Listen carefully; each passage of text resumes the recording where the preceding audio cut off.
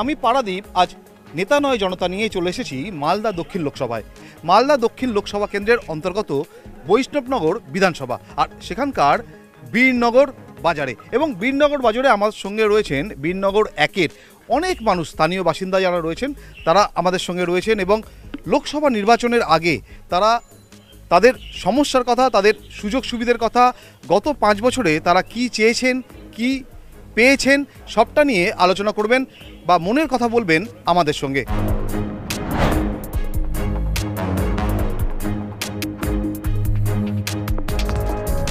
মালদা মানেই আমরা জানি আমের জেলা, মালদা মানেই আমরা জানি গনি খান চৌধুরীর জেলা।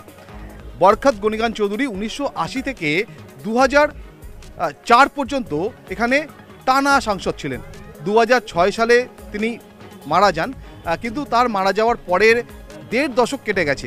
এখনও কি মালদার মানুষ, মালদার মাটি সেই ভোট বৈতরণী পেরোতে বরকত ম্যাজিকেই ভরসা রাখে? আমরা জানবো তাদের কাছ থেকে।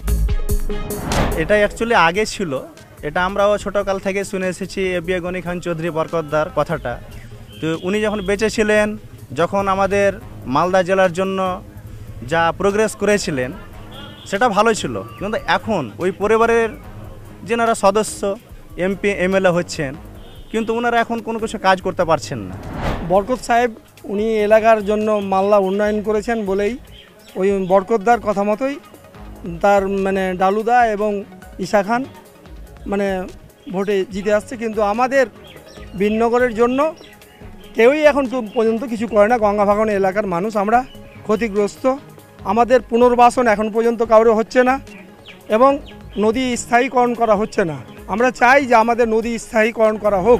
বরকতের নাম অনেক দিন ধরে ভাঙিয়ে খাচ্ছে, তিনবার আছে আমাদের ডালুবাবু।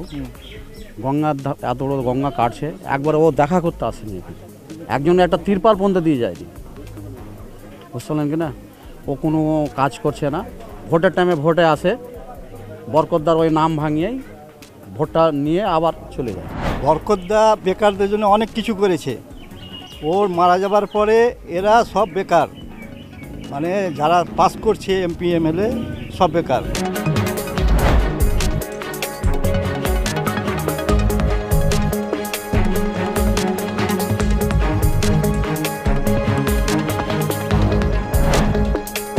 গত 5 বছর যিনি বিদায়ী সাংসদ ছিলেন, তিনি গঙ্গা ভাঙনের ক্ষেত্রে আপনাদের কোনো কাজ করেছেন? কতটা সহযোগিতা পেয়েছেন? না, কোনো কাজ হয়নি এখানে, গঙ্গার কোনো কাজ হয়নি। গঙ্গার কাজ হতে গেলে তো তাহলে গঙ্গা কাটতো কেন? গঙ্গা তো কেটে চলে গেছে, 1000 পরিবার চলে গেছে আমাদের এই দূর থেকে ছেড়ে।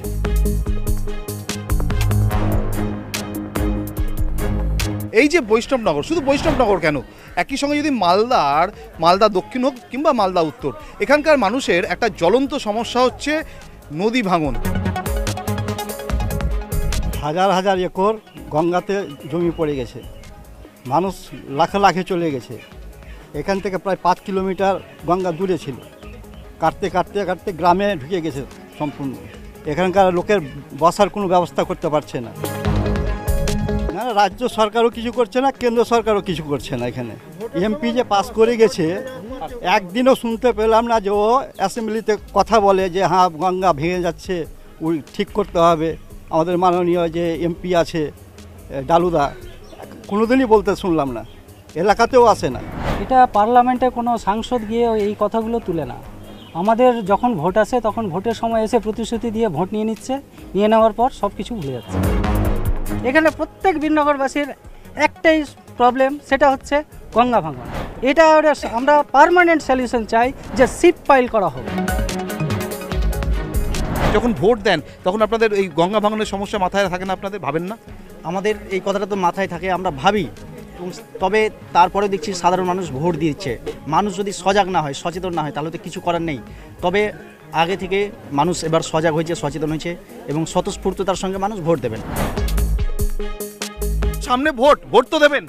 হ্যাঁ, ভোট দেবো, ভোট তো দিতে হবে। দেশে যখন বসবাস করছি ভোট দিতে হবে না। আমাদের সমস্যাটা যে সময় ভোট, সে সময় অনেকগুলো মানুষ আসছে, এটা করলে এটা করে দেবো, এটা করলে এটা করে দেবো। ভোট চলে যাওয়ার পর আমাদের দিকে আর কেউ ফিরে তাকায় না, না মেম্বার ফিরে তাকায় না, কেন্দ্র না রাজ্য, কেউ তাকায় না। কি সমস্যা আপনাদের? আমাদের সমস্যাটাই গঙ্গা ভাঙন। আমরা দিনমজুরি খাটি খাই, আমাদের ভিটা বাড়ি চলে যায়, আমরা কোথায় যা বসবাস করবো? আমাদের তো সরকার কোনো সহযোগিতাই করে না। আপনাদের এখান থেকে পরপর 3 বার একই দলের প্রার্থী তিনি যুক্ত হয়েছেন, তো আপনারা তো কাজ হচ্ছে না, সমস্যার সমাধান হচ্ছে না, তারপরেও তো ভোট দিয়েছেন। তার মানে আমরা ভোট দিয়েছি, নিশ্চিত আমরা ভোট দিয়েছি বলে উনি প্রার্থী বা জনপ্রতিনিধি হয়ে আমাদের কথা বলবে বলেছিলাম, কিন্তু পর প্রতিশ্রুতি হয়ে গেছে। এবার মানুষ বুঝে গেছে, সজাগ হয়ে গেছে, এবার ওর কোনো জায়গা আর থাকবে না। এবার মানুষ নিশ্চিত সেই রকম প্রার্থীকে চুনে নেবে যে আমাদের কথা পার্লামেন্টে গিয়ে বলবে। একটা তো আপনাদের সমস্যা এখানকার নদী ভাঙন, সে তো আমি বুঝলাম, কিন্তু এই যে জিনিসপত্রের দাম এত চড়া, পেট্রোল ডিজেলের দাম বাড়ছে, তো ভোট দেওয়ার সময় এগুলো মাথায় থাকে? মাথায় থাকে, কিন্তু আমাদের কেন্দ্র সরকার থেকে রাজ্য সরকার বেশি ট্যাক্স নেয়, ওই জন্যই আমাদের জিনিসের দামটা বেশি। তোমার যা বয়স, সামনে তো চাকরি বাকরির চিন্তা থাকে, তো এই মুহূর্তে চাকরি বাকরির যা অবস্থা দেশে রাজ্যে, তাতে চিন্তা হয় না? হ্যাঁ, চিন্তা তো হয়। চাকরি নিয়ে এখনকার ছেলেপুলে আর খাটে না, জানে যে চাকরি হবে না। 2016-14 তারপরে এসএসসি টেট পরীক্ষা হচ্ছে, কিন্তু নিয়োগ হচ্ছে না। নিয়োগের ক্ষেত্রে বুড়ি দুর্নীতির অভিযোগ ওঠে, তো সেগুলো ভাবায় ভোটের যখন ভোট দাও তখন?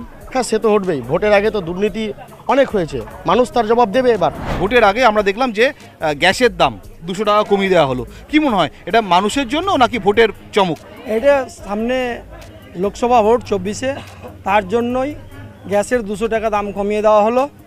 এর আগে 2014 সালে তখন গ্যাসের দাম তো 416 টাকা ছিল, তখন আমাদেরকে 5000 টাকা দিয়ে গ্যাস নিতে হতো।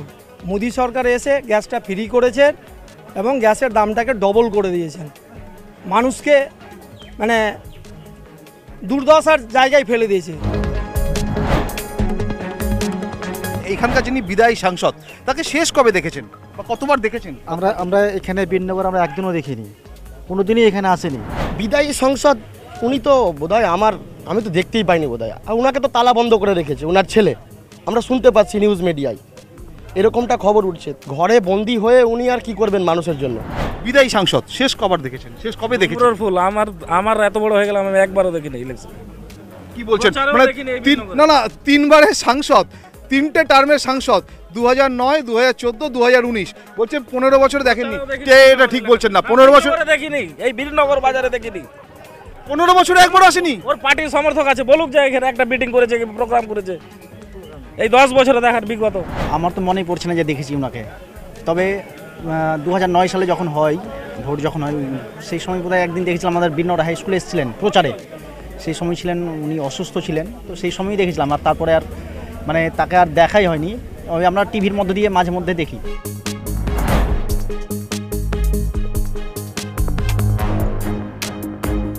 এই যে বলা হচ্ছে আপকে বার 400 পার, কি মনে হয় 400 পেরোবে? না, 400 পেরোতে পারবে না।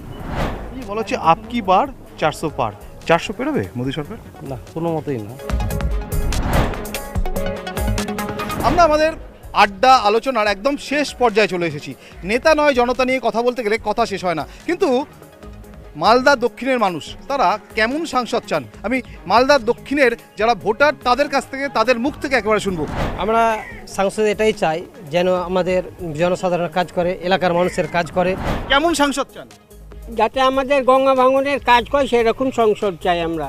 আমাদের গঙ্গার অবস্থা ভালো নেই, এখানে অনেক বাড়ি চলে গেছে, এখানে বড় হাই স্কুল আছে, সে মানে বিরাট জিনিস, সেটা চলে গেলে আর দ্বিতীয়বার পাওয়া যাবে না। আমি তাই জন্য বলছি যেন আমার গঙ্গাটাকে বাঁধানো হয়। আমরা এমন সংসদ চাই যেন দুঃখে সুখে দুঃখে পাশে এসে দাঁড়াই। আমরা চাই মানুষের পাশে, যাকে মানুষ সব সময় পাশে পাবে, আপদে বিপদে সব সময়, সেই রকম আমরা সাংসদ চাই। পার্লামেন্টে বিশেষ করে যে আমাদের এই সমস্যা, আমাদের দক্ষিণ মালদা কেন্দ্রের যে সমস্যাগুলো যে তুলে ধরতে পারে, এরকম একজন সাংসদ চাই।